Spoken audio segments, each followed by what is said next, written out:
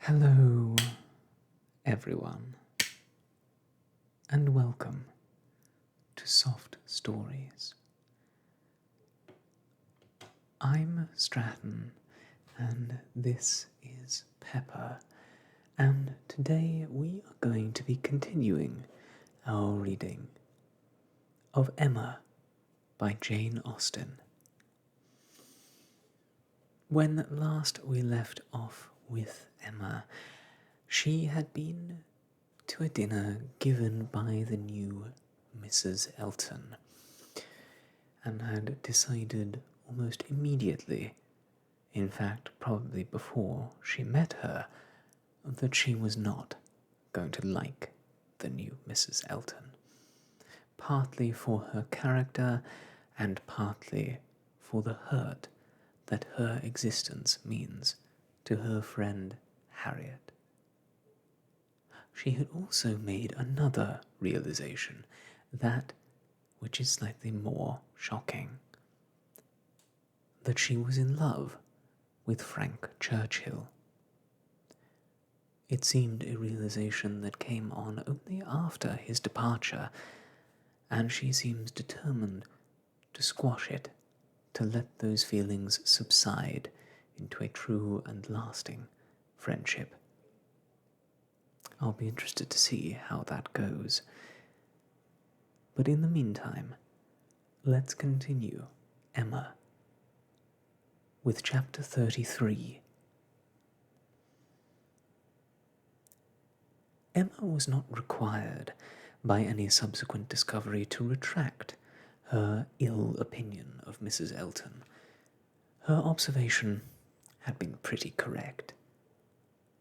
Such as Mrs. Elton appeared to her on this second interview, such she appeared whenever they met again. Self-important, presuming, familiar, ignorant, and ill-bred.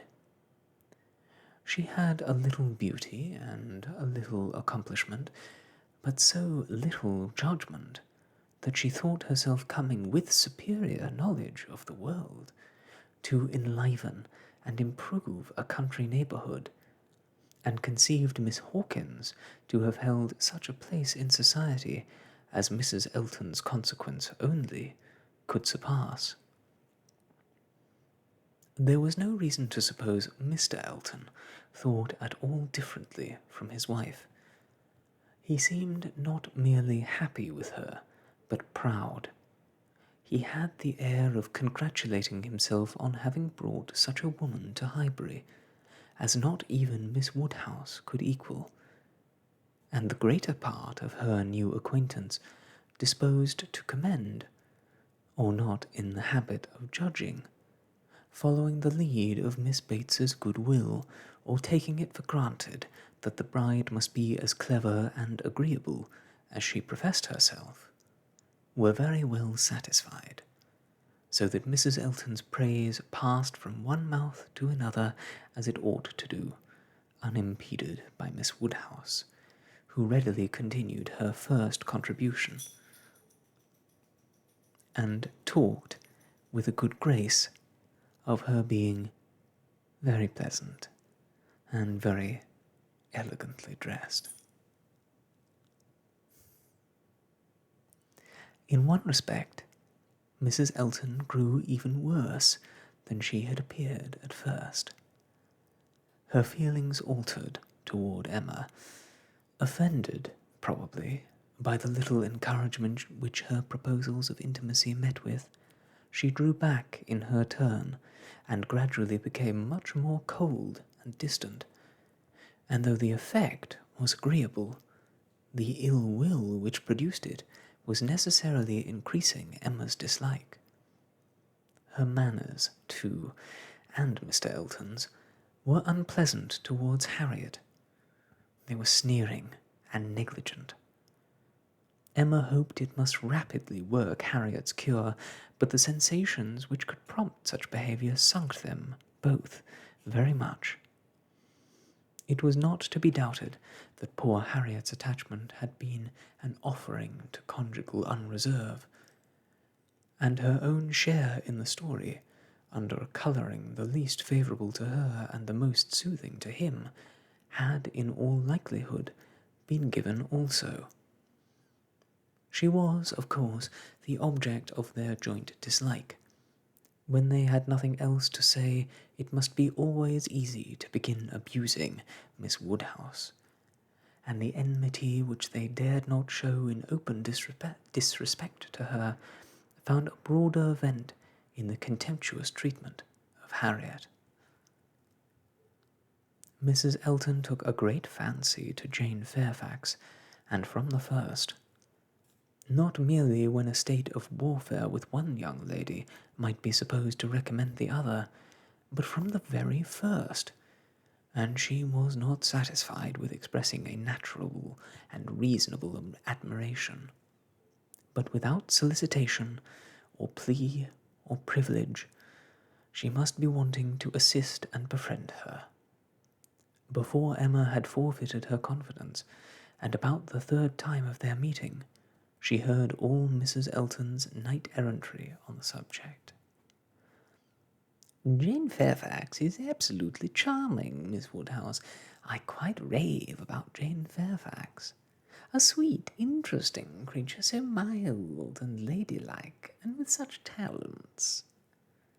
I assure you, I think she has very extraordinary talents. I do not scruple to say that she plays extremely well. I know enough of music to speak decidedly on that point. Oh, she is absolutely charming. Oh, you will laugh at my warmth, but upon my word, I talk of nothing but Jane Fairfax, and her situation is so calculated to affect one. Miss Woodhouse, we must exert ourselves and endeavour to do something for her. We must bring her forward. Such talents as hers must not be suffered to remain unknown. I dare say you have heard those charming lines of the poet. Full many a flower is born to blush unseen and waste its fragrance on the desert air. We must not allow them to be verified in sweet Jane Fairfax." "I cannot think there is any danger of it," was Emma's calm answer, "and when you are better acquainted with Miss Fairfax's situation and understand what her home has been with Colonel and Mrs. Campbell, I have no idea that you will suppose her talents can be unknown." "Oh, but dear Miss Woodhouse, she is now in such retirement, such obscurity, so thrown away. Whatever advantages she may have enjoyed with the Campbells are so palpably at an end, and I think she feels it. I'm sure she does. She's very timid and silent. One can see that she feels the want of encouragement. I like her the better for it. I must confess it is a recommendation to me. I'm a great advocate for timidity, and I'm sure one does not often meet with it. But in those who are at all inferior, it is extremely prepossessing. Oh, I assure you, Jane Fairfax is a very delightful character, and interests me more than I can express." "You appear to feel a great deal, but I am not aware how you or any of Miss Fairfax's acquaintance here, any of those who have known her longer than yourself, can show her any other attention than—" "Oh, my dear Miss Woodhouse, a vast deal may be done by those who dare to act. You and I need not be afraid. If we set the example, many will follow it as far as they can, though all have not our situations. We have carriages to fetch and convey her home, and we live in a style which would not make the addition of Jane Fairfax at any time the least inconvenient. I should be extremely displeased if Wright were to send us up such a dinner as could make me regret having asked more than Jane Fairfax to partake of it. I have no idea of that sort of thing. It is not likely that I should, considering what I have been used to. My greatest danger, perhaps, in housekeeping may be quite the other way, in doing too much, and being too careless of expense. Maple Grove will probably be my model more than it ought to be, for we do not at all affect to equal my brother Mr. Suckling in income. However, my resolution is taken as to noticing Jane Fairfax. I shall certainly have her very often at my house. Shall introduce her wherever I can, shall have musical parties to draw out her talents, and shall be constantly on the watch for an eligible situation. My acquaintance is so very extensive that I have little doubt of hearing something to suit her shortly. I shall introduce her, of course, particularly to my brother and sister when they come to us. I'm sure they will like her extremely, and when she gets a little acquainted with them, her fears will completely wear off, for there really is nothing in the manners of either but what is highly conciliating. I shall have her very often indeed while they are with me, and I dare say we shall sometimes find a seat for her in the barouche landau in some of our exploring parties. Poor Jane Fairfax, thought Emma. You have not deserved this. You may have done wrong with regard to Mr. Dixon, but this is a punishment beyond what you can have merited. The kindness and protection of Mrs. Elton. Jane Fairfax and Jane Fairfax. Heavens! Let me not suppose that she dares go about Emma Woodhousing me. But upon my honour there seem no limits to the licentiousness of that woman's tongue.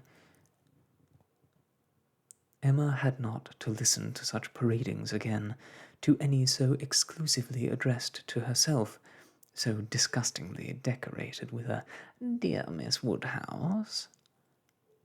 The change on Mrs. Elton's side soon afterwards appeared, and she was left in peace, neither forced to be the very particular friend of Mrs. Elton, nor, under Mrs. Elton's guidance, the very active patroness of Jane Fairfax, and only sharing with others in a general way, in knowing what was felt, what was mediated, what was done.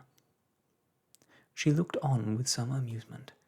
Miss Bates's gratitude for Mrs. Elton's attentions to Jane was in the first style of guileless simplicity and warmth. She was quite one of her worthies, the most amiable, affable, delightful woman, just as accomplished and condescending as Mrs. Elton meant to be considered. Emma's only surprise was that Jane Fairfax should accept those attentions and tolerate Mrs. Elton, sitting with the Eltons, as she seemed to do. She heard of her walking with the Eltons, sitting with the Eltons, spending a day with the Eltons. This was astonishing. She could not have believed it possible that the taste or the pride of Miss Fairfax could endure such society and friendship as the vicarage had to offer. She is a riddle, quite a riddle, said she. To choose to remain here month after month, under privations of every sort, and now to choose the mortification of Mrs. Elton's notice and the penury of her conversation, rather than return to the superior companions who have always loved her with such real, generous affection. Jane had come to Highbury professedly for 3 months. The Campbells were gone to Ireland for 3 months, but now the Campbells had promised their daughter to stay at least till midsummer, and fresh invitations had arrived for her to join them there. According to Mrs. Bates, it all came from her. Mrs. Dixon had written most pressingly. Would Jane but go, means were to be found, servants sent, friends contrived, no travelling difficulty allowed to exist. But still, she had declined it. She must have some motive, more powerful than appears, for refusing this invitation, was Emma's conclusion. She must be under some sort of penance, inflicted either by the Campbells or herself. There is great fear, great caution, great resolution somewhere. She is not to be with the Dixons. The decree is issued by somebody. But why must she consent to be with the Eltons? Here is quite a separate puzzle. Upon her speaking her wonder aloud on that part of the subject, before the few who knew her opinion of Mrs. Elton, Mrs. Weston ventured this apology for Jane. "We cannot suppose that she has any great enjoyment at the vicarage, my dear Emma, but it is better than always being at home. Her aunt is a good creature, but as a constant companion must be very tiresome. We must consider what Miss Fairfax quits before we condemn her taste for what she goes to." "You're right, Mrs. Weston," said Mr. Knightley warmly. "Miss Fairfax is as capable as any of us of forming a just opinion of Mrs. Elton. Could she have chosen with whom to associate, she would not have chosen her." But, with a reproachful smile at Emma, she receives attentions from Mrs. Elton, which nobody else pays her. Emma felt that Mrs. Weston was giving her a momentary glance, and she was herself struck by his warmth. With a faint blush, she presently replied, "Such attentions as Mrs. Elton's I should have imagined would rather disgust than gratify Miss Fairfax. Mrs. Elton's invitations I should have imagined anything but inviting." "I should not wonder," said Mrs. Weston, "if Miss Fairfax were to have been drawn on beyond her own inclination by her aunt's eagerness in accepting Mrs. Elton's civilities for her. Poor Miss Bates may very likely have committed her niece and hurried her into a greater appearance of intimacy than her own good sense would have dictated, in spite of the very natural wish of a little change." Both felt rather anxious to hear him speak again, and after a few minutes' silence, he said, "Another thing must be taken into consideration too. Mrs. Elton does not talk to Miss Fairfax, as she speaks of her. We all know the difference between the pronouns he or she and thou, the plainest spoken among us. We all feel the influence of a something beyond common civility in our personal intercourse with each other, a something more eagerly implanted. We cannot give anybody the disagreeable hints that we may have been very full of the hour before. We feel things differently. And besides the operation of this, as a general principle, you may be sure that Miss Fairfax awes Mrs. Elton by her superiority both of mind and manner, and that, face to face, Mrs. Elton treats her with all the respect which she probably has a claim to. Such a woman as Jane Fairfax probably never fell in Mrs. Elton's way before, and no degree of vanity can prevent her acknowledging her own comparative littleness in action, if not in consciousness. "I know how highly you think of Jane Fairfax," said Emma. Little Henry was in her thoughts, and a mixture of alarm and delicacy made her irresolute what else to say. "Yes," he replied, "anybody may know how highly I think of her." "And yet," said Emma, beginning hastily and with an arch look, but soon stopping. It was better, however, to know the worst at once. She hurried on, "And yet, perhaps, you may hardly be aware yourself how highly it is. The extent of your admiration may take you by surprise some day or other." Mr. Knightley was hard at work upon the lower buttons of his thick leather gaiters, and either the exertion of getting them together or some other cause brought the colour into his face as he answered, "Oh, are you there? But you are miserably behindhand. Mr. Cole gave me a hint of it 6 weeks ago." He stopped. Emma felt her foot pressed by Mrs. Weston, and did not herself know what to think. In a moment he went on. "That will never be, however, I can assure you. Miss Fairfax, I dare say, would not have me if I were to ask her, and I am very sure I shall never ask her." Emma returned her friend's pressure with interest, and was pleased enough to exclaim, "You are not in vain, Mr. Knightley. I will say that for you." He seemed hardly to hear her. He was thoughtful, and in a manner which showed him not pleased, soon afterwards said, "So, you have been settling that I should marry Jane Fairfax?" "No, indeed I have not. You have scolded me too much for matchmaking for me to presume to take such a liberty with you. What I said just now meant nothing. One says those sorts of things, of course, without any idea of a serious meaning. Oh, no, upon my word, I have not the smallest wish for you marrying Jane Fairfax, or Jane anybody. You would not come in and sit with us in this comfortable way if you were married." Mr. Knightley was thoughtful again. The result of his reverie was, "No, Emma, I do not think the extent of my admiration for her will ever take me by surprise. I never had a thought of her in that way, I assure you." And soon afterwards, "Jane Fairfax is a very charming young woman, but not even Jane Fairfax is perfect. She has a fault. She has not the open temper which a man would wish for in a wife." Emma could not but rejoice to hear that she had a fault. "Well," said she, "and you soon silenced Mr. Cole, I suppose?" "Yes, very soon. He gave me a quiet hint. I told him he was mistaken. He asked my pardon and said no more. Cole does not want to be wiser or wittier than his neighbours."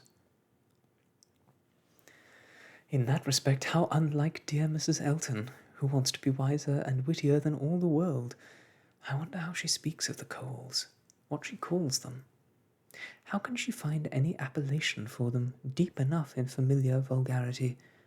She calls you Knightley. What can she do for Mr. Cole? And I am not to be surprised that Jane Fairfax accepts her civilities and consents to be with her. Mrs. Weston, your argument weighs most with me. I can much more readily enter into that temptation of getting away from Miss Bates than I can believe in the triumph of Miss Fairfax's mind over Miss Elton. I have no faith in Mrs. Elton's acknowledging herself the inferior in thought, word, or deed, or in her being under any restraint beyond her own scanty rule of good breeding. I cannot imagine that she will not be continually insulting her visitor with praise, encouragement, and offers of service, that she will not be continually detailing her magnificent intentions, from the procuring her a permanent situation to the including her in those delightful exploring parties which are to take place in the barouche landau. "Jane Fairfax has feeling," said Mr. Knightley. "I do not accuse her of want of feeling. Her sensibilities, I suspect, are strong, and her temper excellent in its power of forbearance, patience, self-control. But it wants openness. She is reserved, more reserved, I think, than she used to be, and I love an open temper. No, till Cole alluded to my supposed attachment, it had never entered my head. I saw Jane Fairfax, and conversed with her with admiration and pleasure always, but with no thought beyond." "Well, Mrs. Weston," said Emma triumphantly when he left them, "what do you say now to Mr. Knightley's marrying Jane Fairfax?" "Why, really, my dear Emma, I say that he is so very much occupied by the idea of not being in love with her, that I should not wonder if it were to end in his being so at last. Do not beat me." Chapter 34. Everybody in and about Highbury who had ever visited Mr. Elton was disposed to pay him attention on his marriage. Dinner parties and evening parties were made for him and his lady, and invitations flowed in so fast that she had soon the pleasure of apprehending they were never to have a disengaged day. "I see how it is," she said. "I see what a life I am to lead among you. Upon my word, we shall be absolutely dissipated. We really seem quite the fashion. If this is living in the country, it is nothing very formidable. From Monday next to Saturday, I assure you, we have not a disengaged day. A woman with fewer resources than I have need not have been at a loss." No invitation came amiss to her. Her Bath habits made evening parties perfectly natural to her, and Maple Grove had given her a taste for dinners. She was a little shocked at the want of 2 drawing-rooms, at the poor attempt at rout cakes, and there being no ice in the Highbury card parties. Mrs. Bates, Mrs. Perry, Mrs. Goddard, and others were a good deal behindhand in knowledge of the world, but she would soon show them how everything ought to be arranged.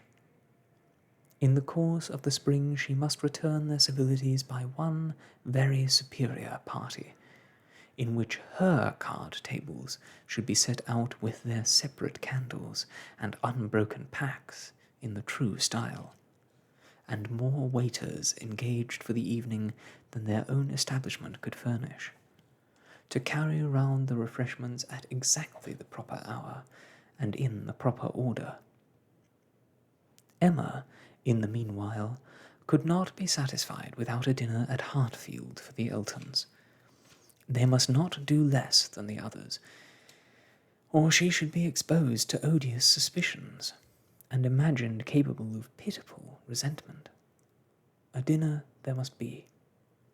After Emma had talked about it for 10 minutes, Mr. Woodhouse felt no unwillingness, and only made the usual stipulation of not sitting at the bottom of the table himself, with the usual regular difficulty of deciding who should do it for him. The persons to be invited required little thought. Besides the Eltons, it must be the Westons and Mr. Knightley. So far it was all of course, and it was hardly less inevitable that poor little Harriet must be asked to make the 8th. But this invitation was not given with equal satisfaction, and on many accounts Emma was particularly pleased by Harriet's begging to be allowed to decline it. She would rather not be in his company more than she could help. She was not quite able to see him and his charming, happy wife together without feeling uncomfortable. If Miss Woodhouse would not be displeased, she would rather stay at home. It was precisely what Emma would have wished, had she deemed it possible enough for wishing. She was delighted with the fortitude of her little friend, the fortitude she knew it was in her to give up being in company and stay at home, and she could now invite the very person whom she really wanted to make the 8th. Jane Fairfax. Since her last conversation with Mrs. Weston and Mr. Knightley, she was more conscience-stricken about Jane Fairfax than she had often been. Mr. Knightley's words dwelt within her. He had said that Jane Fairfax received attentions from Mrs. Elton which nobody else paid her.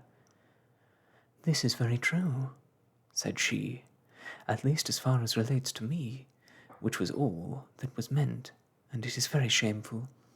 Of the same age, and always knowing her, I ought to have been more her friend. She will never like me now. I have neglected her too long, but I will show her greater attention than I have done."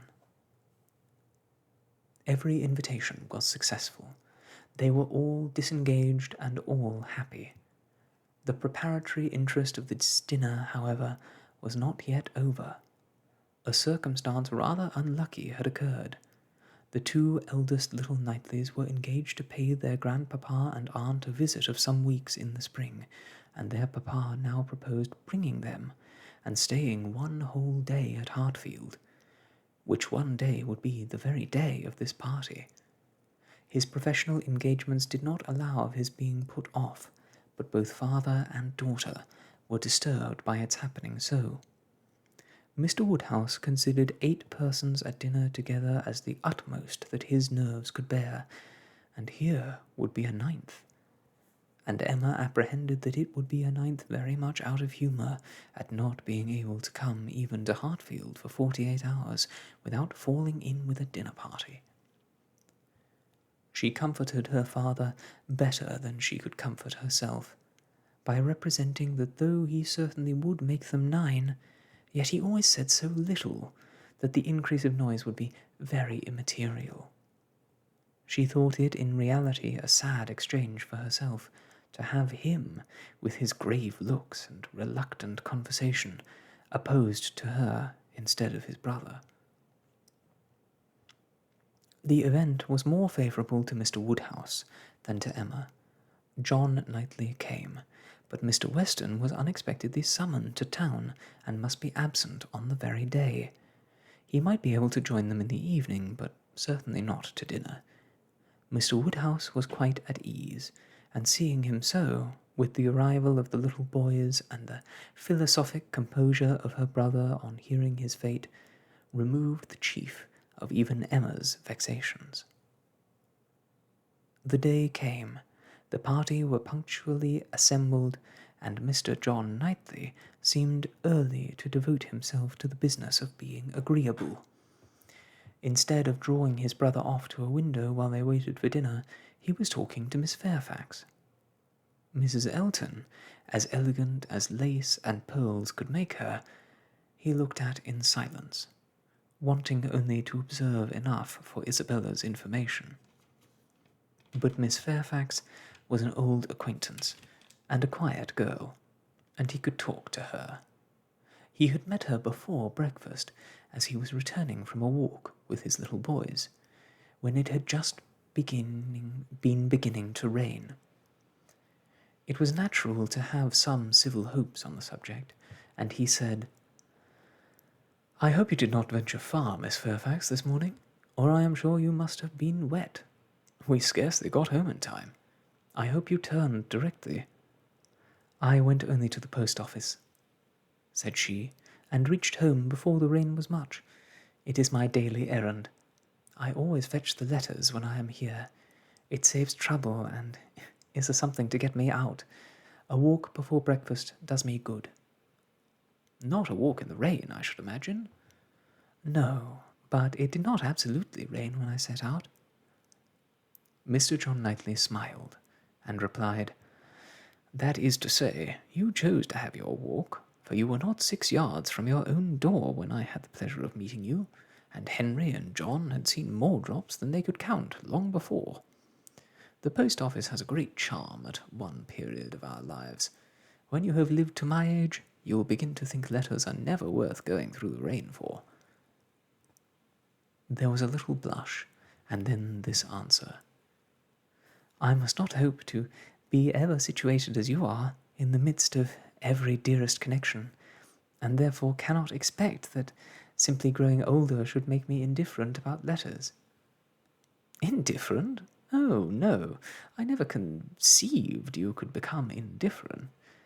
Letters are no matter of indifference, they are generally a very positive course." "You are speaking of letters of business. Mine are letters of friendship." "I've often thought them the worst of the two," replied he coolly. "Business, you know, may bring money, but friendship hardly ever does." "Oh, you are not serious now. I know Mr. John Knightley too well. I am sure he understands the value of friendship as well as anybody. I can easily believe that letters are very little to you, much less than to me, but it is not your being 10 years older than myself which makes the difference. It is not age, but situation. You have everybody dearest to you always at hand. I, probably, never shall again, and therefore, till I have outlived all my affections, a post office, I think, must always have power to draw me out, in worse weather than today." When I talked of your being altered by time, by the progress of years, said John Knightley, I mean to imply the change of situation which time usually brings. I consider one as including the other.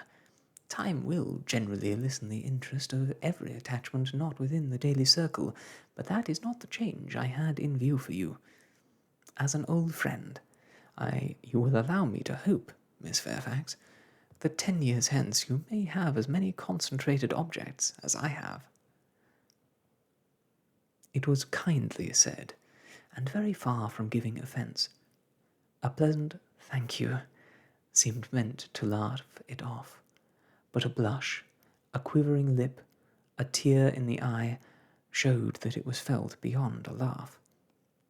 Her attention was now claimed by Mr. Woodhouse, who, being, according to his custom on such occasions, making the circle of his guests, and paying his particular compliments to the ladies, was ending with her. With all his mildest urbanity, he said, "I'm very sorry to hear, Miss Fairfax, of your being out in this rain this morning. Young ladies should take care of themselves.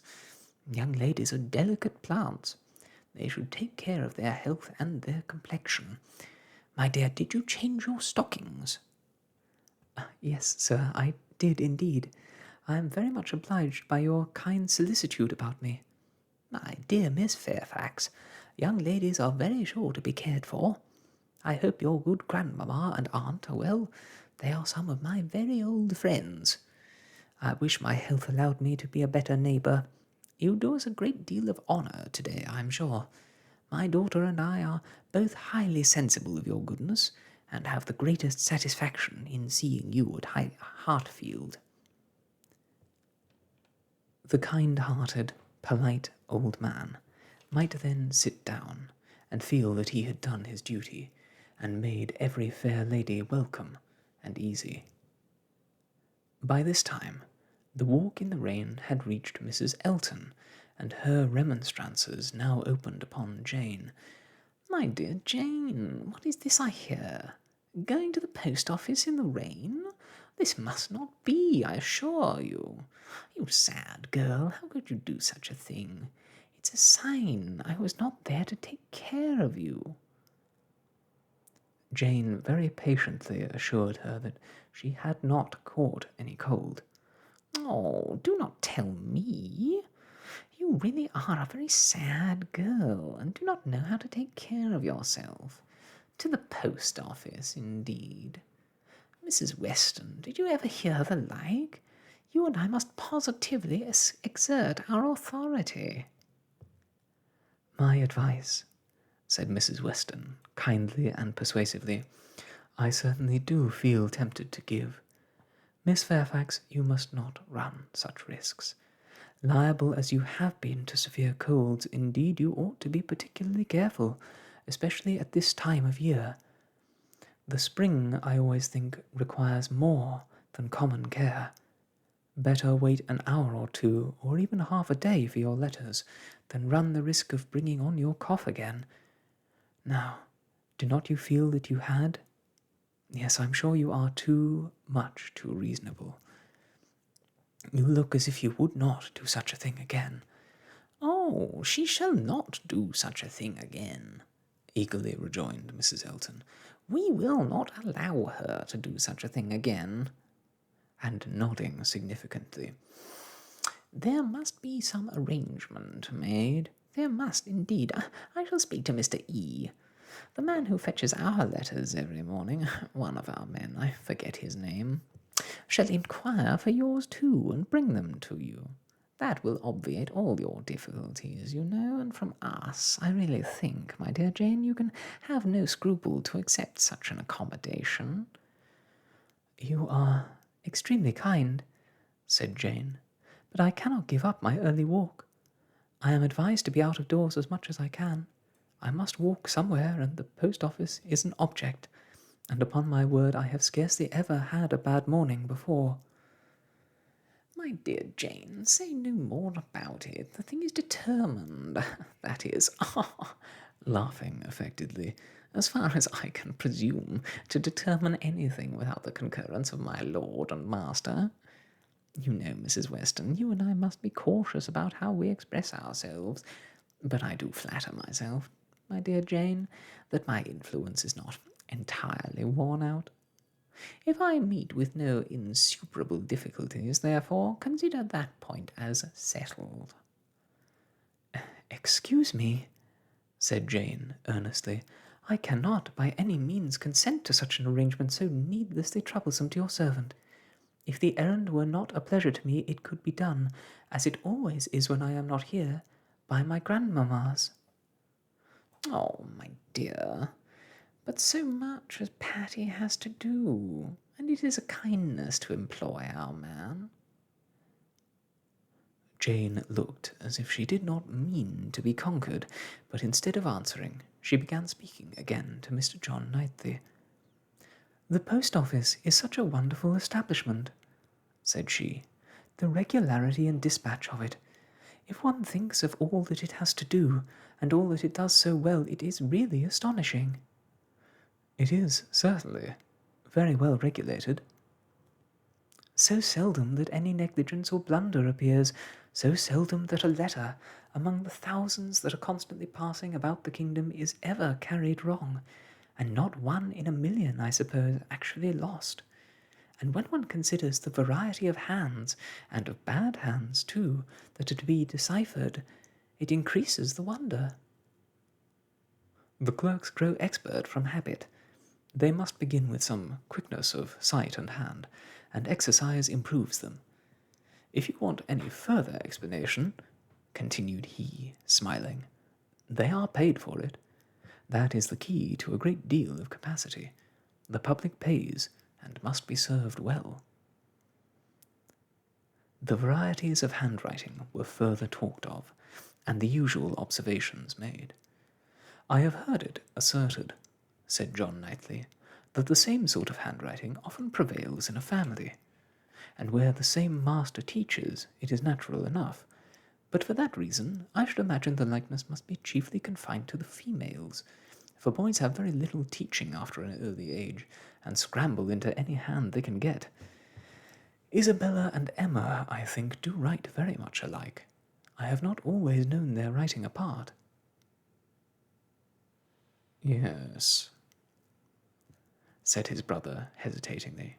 There is a likeness.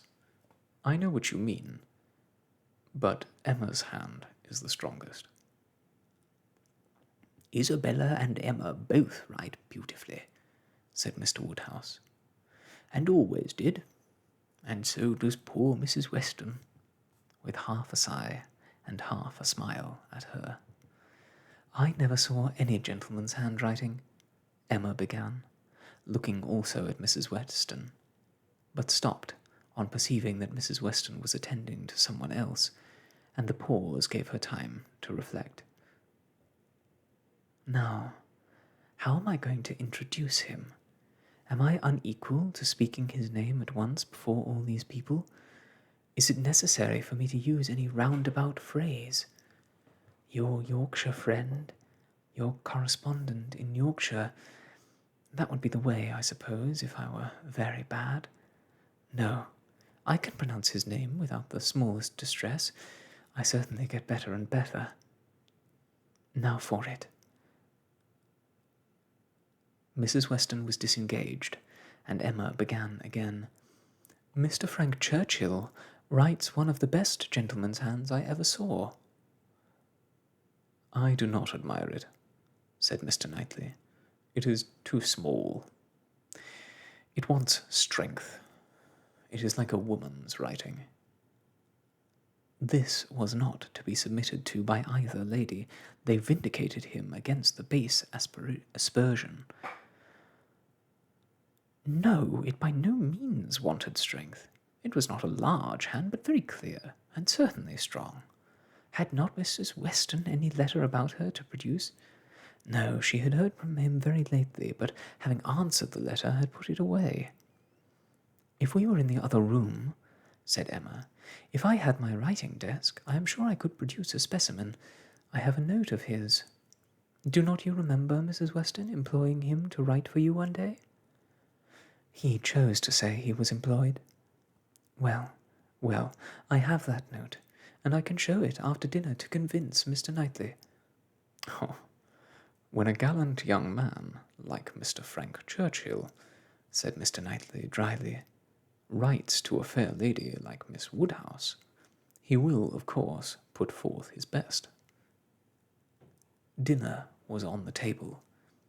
Mrs. Elton, before she could be spoken to, was ready, and before Mr. Woodhouse had reached her with his request to be allowed to hand her into the dining parlour, was saying, "Must I go first? I really am ashamed of always leading the way."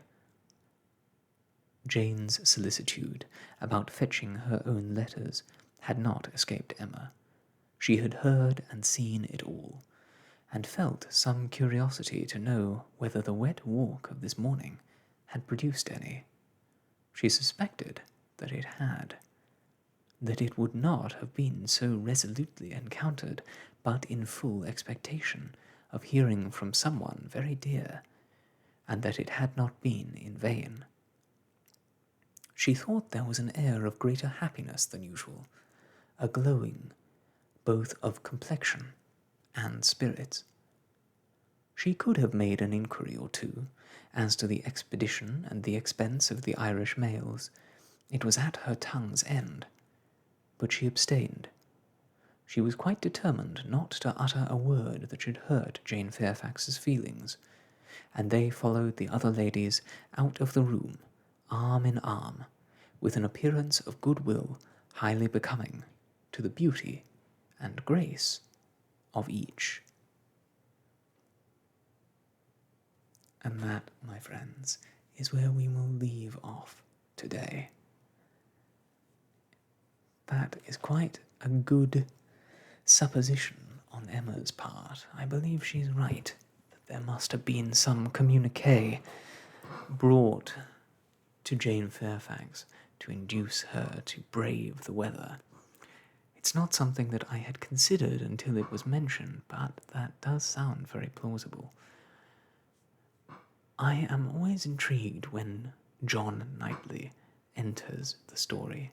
He seems a very interesting character, and I want to know more about his life.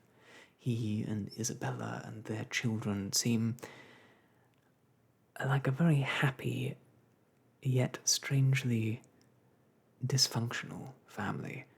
Isabella always over-emotional, and John quite quiet and stolid and inflexible. So I hope that we get to see more of them throughout the story. I like them a lot. I also found it interesting hearing the way in which Jane Fairfax related to the post office and John Knightley's experiences of it, saying that he already had everything nearby him that might induce one to the post office. That does sound to me like Jane is looking for a letter from a certain someone in particular. Very interesting. I look forward to seeing what happens next time on Soft Stories. But before we go, before I wish you goodbye, I just wanted to repeat an announcement I made at the end of my last video in the Borrowers series, that my lovely girlfriend has taken it upon herself to purchase a variety of extremely spicy sauces inspired by the YouTube series Hot Ones from First We Feast, hosted by Sean Evans, and really excellent show that uses the medium of the spicy wings to induce excellent answers to very thoughtful questions. She thought that it would be a fun experience for us to try and to put on the series. I think too that it is a great idea, and I'm looking forward to trying it, but we need questions if it's to be an interview show. We are going to ask some of our personal friends for questions, but if any of you out there who have joined us in this series have any questions that you would like to ask me about the series, myself, my little co-host behind me, or anything else about life in general, how I choose the books I read, what induced me to read Stoic philosophy on a YouTube channel, anything at all, please get in touch in the comments below. I would really appreciate your thoughts and the engagement. Thank you so much for joining me and for making all of this possible.